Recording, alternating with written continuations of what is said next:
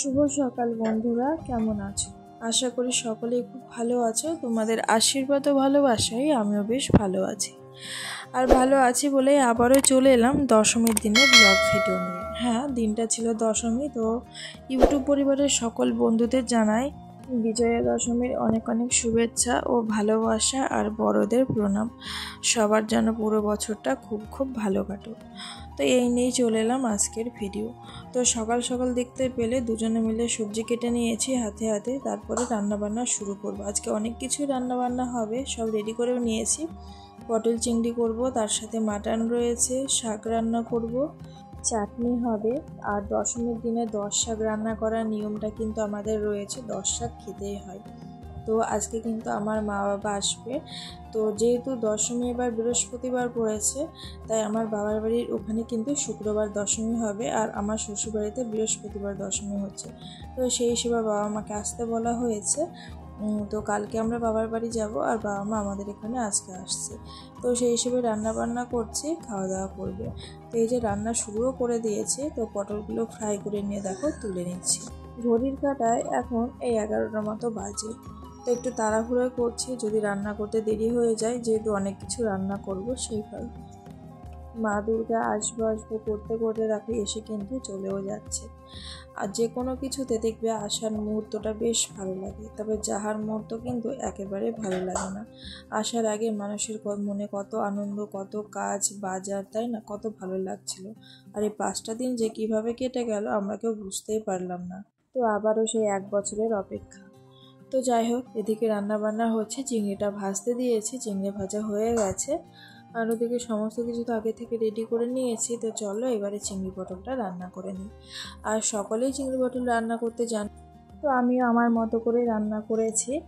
আর কিভাবে রান্না করছি সেটাই দেখো। তো ভিডিওর মধ্যে এটাই শেয়ার করেছি আজকে দুপুরের রান্না বান্না। তার সাথে বিকেলে গিয়েছিলাম আবার একটু ঠাকুর বিসর্জন দেখতে। তবে বিসর্জন দেখিনি, মায়ের দর্শন করে চলে এসেছি, বিদায়বেলাটা দেখে এসেছি। এই যে চিংড়ি পটল রান্না করার জন্য সব মশলা করে রেখেছি। একসাথে মশলা করেছি, ওই মশলাতে মাটন রান্না করবো, আবার চিংড়ি পটলটাও কিন্তু রান্না করে নিয়েছি।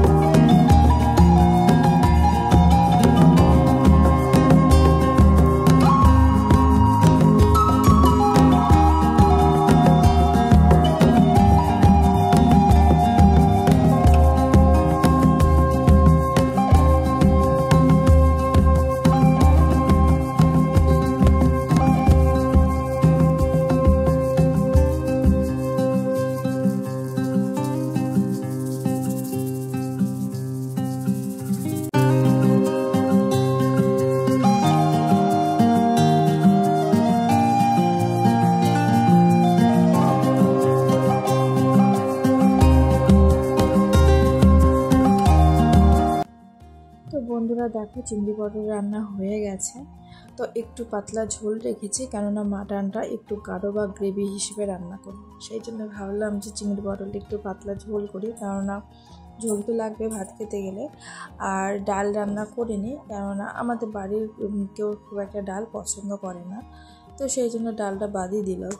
তো এবারে মাটনটাও রান্না করব। আর রান্নাতে কিন্তু বড়বাবু হেল্প করেছে, তোমরা দেখতেই পাচ্ছ। দুজনে মিলেই মোটামুটি রান্নাগুলো করেছি, কেননা যেহেতু লেট হয়ে গেছিলো আর মাটন রান্না করতে বেশ অনেকটা সময় লাগে, সেই কারণে। এদিকে ইন্ডাকশানে আবার আমি মাছের মাথা ভেজে নিচ্ছি। মাছের মাথা দিয়ে শাক রান্না করব। 10 শাক খেতে হয়, তো শাকটা কিন্তু মাছের মাথা দিয়েই রান্না করব।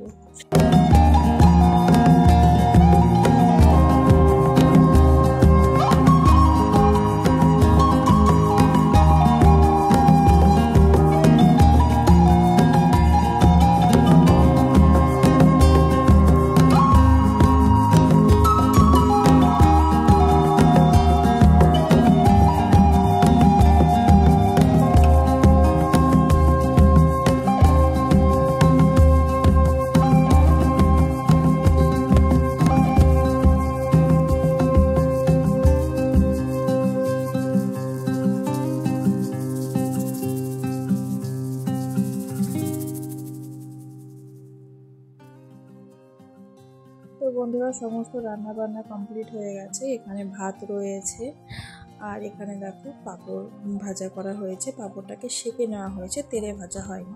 আর এই শাগা পাঁপড় খেলে কিন্তু কোনো শরীরের পক্ষে ক্ষতি হবে না, খুব ভালো।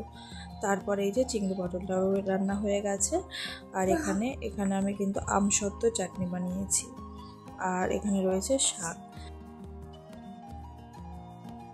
আর প্রেশারে কিন্তু মাটনটা রান্না করেছি, মানে কড়াইতে কষিয়ে নিয়ে প্রেশারে সিটি দিয়েছি। তো এই হচ্ছে মাটনটা, দেখো অনেকটা গাঢ় রয়েছে, গ্রেভি হিসেবে কিন্তু রান্না করেছি। আর সবশেষে রয়েছে দই, আর এখানে রয়েছে মিষ্টি।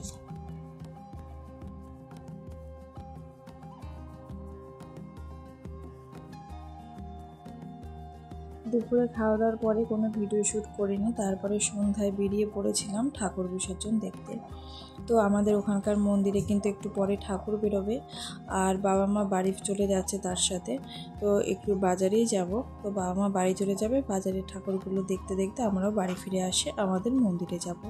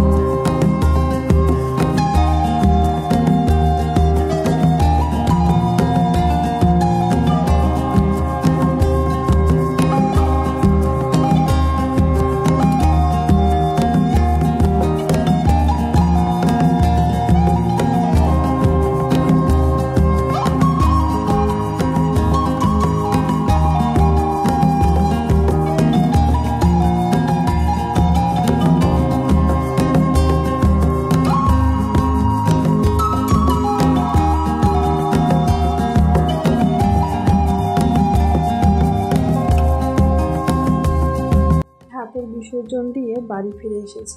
বাড়ির সামনে আগুন জ্বালাচ্ছি, এটা আমাদের জ্বালানোর নিয়ম রয়েছে। বিসর্জনের পর দশমীর দিন আর কি এরকম আগুন জ্বালাতে হয়, এতে করে নাকি শুনেছি মশা চলে যায়। তো খড় জ্বালাতে হয়, খড় যেহেতু পাইনি তো পাটকাঠি দেখো জ্বালিয়ে দিচ্ছি। তো তোমাদের কার কার এরকম নিয়ম আছে অবশ্যই কমেন্টের মাধ্যমে জানাতে পারো বন্ধুরা। আর বন্ধুরা আজকের ভিডিওটা তার সাথে এখানে শেষ করছি। পুরো ভিডিওটা দেখে কেমন লাগলো অবশ্যই কমেন্টের মাধ্যমে জানিও। দেখা হবে আবারও নতুন কোনো ভিডিওর সাথে। ভালো থেকো বন্ধুরা, সুস্থ থেকো, টাটা, গুড নাইট।